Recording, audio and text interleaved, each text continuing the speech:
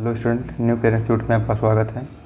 आज हम पढ़ेंगे रिप्रोडक्टिव हेल्थ का पार्ट 3, जिसमें हम पढ़ेंगे infertility. A discussion on reproductive health is incomplete without a mention of infertility. A large number of couples all over the world including India are infertile.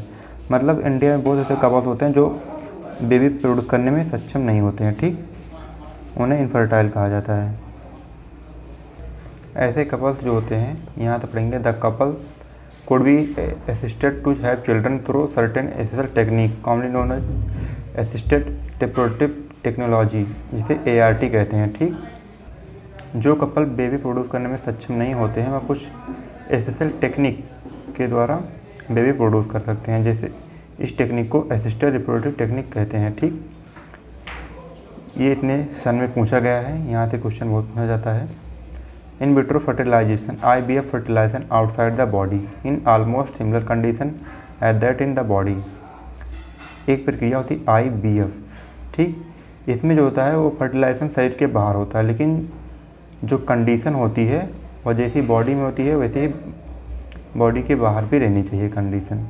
Followed by embryo transfer is one of such method. In this method popularly known at test tube baby program. इस method को test tube baby program के नाम से जानते हैं। Ova from the wife donor, female donor से ova प्राप्त किया जाता है। And sperm from husband donor और collected and induced from zygote. And sperm को मेल डोनर से प्राप्त किया जाता है। एंड इन दोनों को आपस में फ्यूज करके जाइगोट बनता है।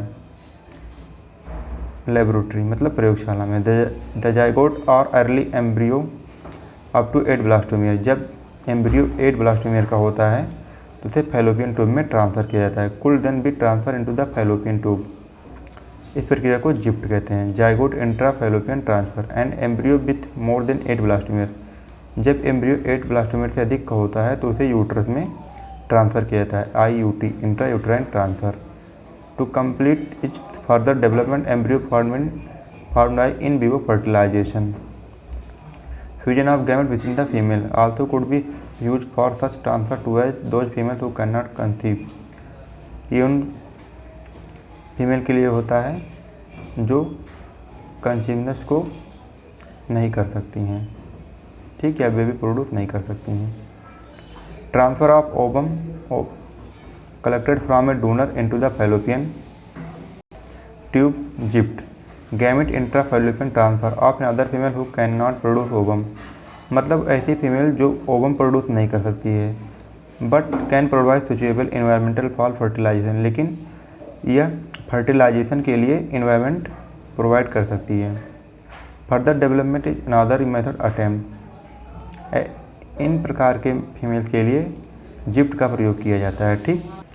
Intracytoplasmic sperm injection ICSI is another specialized procedure to form an embryo in the laboratory in which sperm is directly injected into the ovum। इस प्रक्रिया में स्पर्म को डायरेक्टली ओवम में इंजेक्ट किया जाता है, ठीक। Due to inability of the male partner to insemination the female और due to very low sperm count in the education could corrected by artificial insemination AI technique. यदि male partner के अंदर very low sperm होता है तो artificial insemination technique के द्वारा सही किया जाता है, ठीक। In this technique the semen collected either from the husband or healthy donor. इस टेक्निक में एक हेल्थी मेल पार्टनर से या हेल्थी डोनर कह सकते हैं से स्पर्म को प्राप्त किया जाता है। Introduce either into the vagina और इनटू द यूट्रस। इस प्रक्रिया को IUI इंट्रा यूट्राइन इंसेमिनेशन कहते हैं, ठीक।